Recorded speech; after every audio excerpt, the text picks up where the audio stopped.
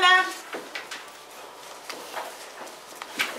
mūsų centro 10-mečiui ir tarptautiniai neįgaliųjų dienai paminėti skirtos viktorinos Mes ir apie mus.